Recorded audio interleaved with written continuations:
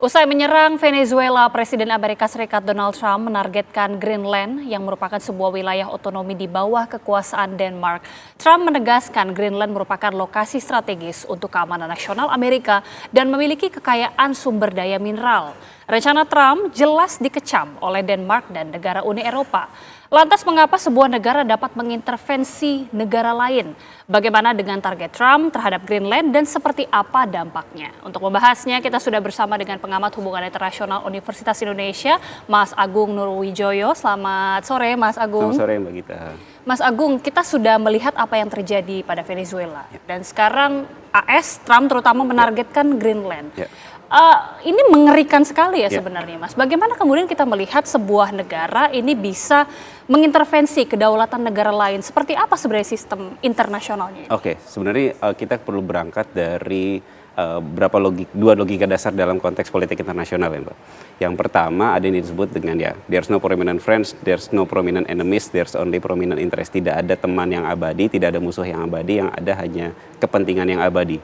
Ketika satu negara kemudian kepentingannya sudah terganggu, biasanya mereka akan kemudian punya gairah yang lebih besar untuk mengamankan kepentingan itu sendiri. Bagaimanapun caranya, terlebih itu yang dilakukan oleh negara-negara besar, global power, yang punya nafsu untuk melakukan hegemoni begitu besar. Dan yang kedua, tentu ada kemudian kita memahami logika dasar dalam politik internasional itu adalah struggle for power. Struggle for power, power dalam hal ini berarti perluasan pengaruh, perluasan influence ke negara-negara yang lain, termasuk juga tadi dalam konteks Amerika Serikat dalam hal ini ketika ada nafsu yang begitu besar untuk mencaplok wilayah Greenland, meskipun saya akan melihat stylenya akan sedikit berbeda dengan bagaimana pendekatan terhadap Venezuela. Karena kalau dulu kan orang-orang menyebutin sebagai bagian panjang tangan dari Monroe Doctrine gitu ya. Monroe Doctrine itu adalah doktrin yang kemudian muncul dari 1823 untuk mengamankan wilayah Amerika Serikat dari ancaman Eropa. Tapi kalau sekarang Eropa bukan secara mutlak ancaman buat Amerika Serikat. Amerika Serikat lebih, Trump khususnya memiliki ancaman yang jauh lebih besar menurut Trump, itu lahir dari Cina dan Rusia.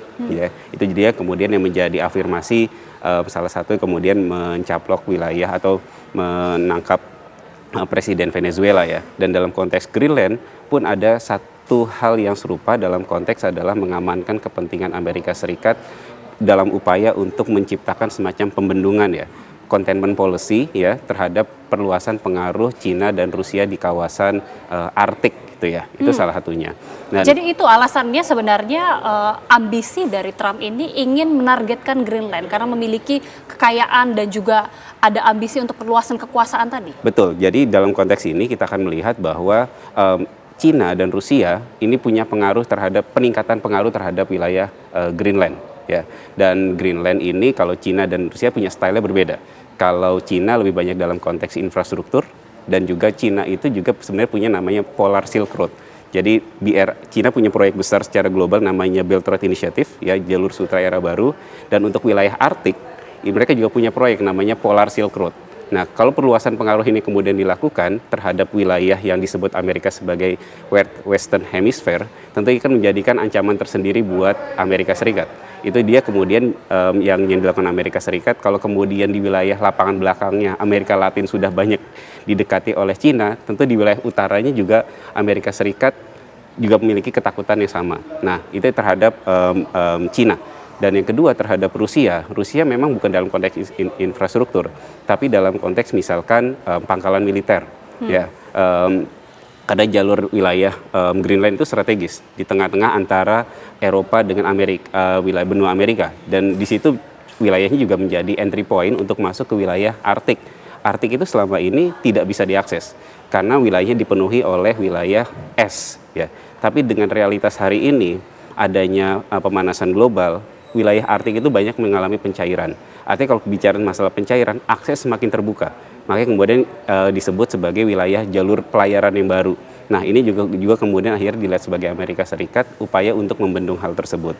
Nah, buat Amerika Serikat sendiri, kenapa kemudian Trump menyebutkan dalam konteks keamanan nasional Karena bicara tentang wilayah Greenland, pangkalan militer udara Amerika Serikat ada yang namanya pangkalan udara Thule. Pangkalan Thule itu dia menjadi wilayah situs untuk sistem pertahanan rudal balistik. Amerika Serikat. Ya, sistem radarnya ada di situ. Artinya sistem satelitnya juga digunakan untuk memantau berbagai macam wilayah sebenarnya. Jadi secara geostrategis, secara geoekonomi dan dalam konteks keamanan, Amerika Serikat punya kepentingan untuk mengamankan wilayah tersebut. Nah, tapi pertanyaannya sebenarnya Greenland ini kan sekalipun wilayah otonom, tapi kan termasuk di dalam Denmark juga. Jadi Betul. bagaimana kemudian, apalagi bagian dari NATO juga? Ya, itu dia kemudian tadi saya sebutkan sedikit di awal bahwa aspirasi atau nafsu Amerika Serikat untuk kemudian mencaplok Greenland mungkin akan punya style yang berbeda dengan bagaimana pendekatan Amerika Serikat terhadap negara-negara Latin. Ya, negara-negara untuk wilayah Greenland saya rasa pendekatan sedikit berbeda karena faktor pertama bahwa Greenland itu walaupun wilayahnya otonom tapi dia tetap berada di wilayah di bawahnya Denmark, kerajaan Denmark. Dan yang kedua, Denmark dan Amerika Serikat sama-sama sebagai anggota NATO. Tentu cost-nya akan jauh lebih besar ketika harus melakukan wilayah pencaplokan yang dengan style yang sama dilakukan Amerika Serikat terhadap Venezuela. Artinya kalau kemudian itu dilakukan oleh Trump, tentu ongkos politiknya, ongkos keamanannya, bahkan faktor munculnya ancaman yang jauh lebih besar dari misalkan pertentangan dari Eropa itu akan justru kontraproduktif terhadap gerakan Amerika ke depan. Karena kita sudah melihat juga sudah ada kecaman dari Denmark, bahkan dari Uni Eropa juga mengecam dari pernyataan Trump sendiri. Jadi kemudian yang mungkin akan dimungkinkan untuk kemudian muncul adalah langkah-langkah yang kemudian dilakukan Amerika Serikat dalam peningkatan pengaruh di wilayah Greenland dan menurunkan tensi pengaruh Cina dan Rusia di wilayah tersebut. Dan mungkin dalam hal ini adalah saya akan menduga arah diplomasi yang dilakukan oleh Amerika Serikat dengan Denmark misalkan. Karena bagaimanapun juga walaupun Greenland ini otonom, punya Perdana Menteri, tapi dalam konteks beberapa kerjasama itu masih terkait dengan Denmark itu sendiri. Jadi ruang-ruang itu yang kemudian akan dimanfaatkan oleh Amerika Serikat untuk mengamankan Western Hemisphere yang dimiliki oleh Amerika Serikat. Oke, karena kita lihat Trump ini kan tampak begitu percaya diri begitu. Betul. Ya Mas Agung. Apakah ini juga tadi disebutkan ya, langkah Trump ini ada bentuk diplomasi transaksional yang juga nanti akan menggait negara-negara sekitarnya juga? Ya. Dan ini juga sebenarnya di titik tertentu kita melihat presiden yang buruk ya dalam konteks hukum internasional, dalam konteks menciptakan perdamaian dunia, dan bahkan hal-hal demikian sebenarnya bisa jadi presiden juga buat negara-negara besar yang lain untuk melakukan tindakan-tindakan yang serupa. Ya, tindakan unilateral secara asertif ini kan kemudian siapa yang menang, siapa yang kuat, dia akan berkuasa. Ya, siapa yang punya kekuatan uang, siapa yang punya kekuatan militer, dia akan leluasa untuk melakukan hal-hal yang serupa.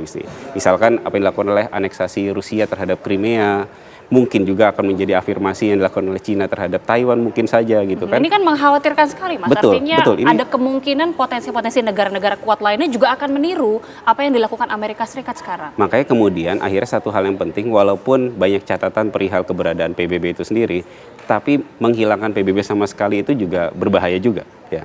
Kita butuh komunitas internasional yang senantiasa untuk memberikan warning ya sebenarnya ya dalam mekanisme-mekanisme tersebut ya. Lepas kemudian dari Amerika Serikat yang cenderung melupakan atau bahkan mengabaikan keberadaan PBB.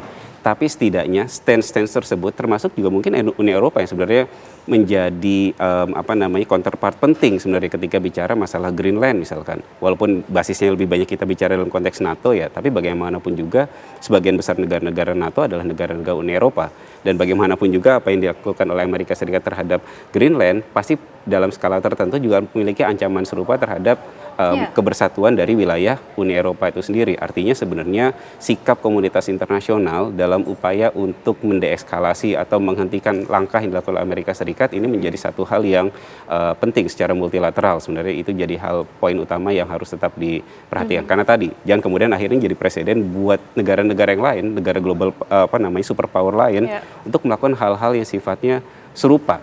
Ya, seperti itu yang menjadi kekhawatiran. Kita tidak mau tentunya itu terjadi dan kita tentunya akan melihat bagaimana langkah Amerika Serikat ke depannya. Semoga tidak ditiru tentunya oleh negara-negara lain. Tapi terima kasih sekali lagi Mas Agung Nurwijoyo sudah bergabung bersama kami.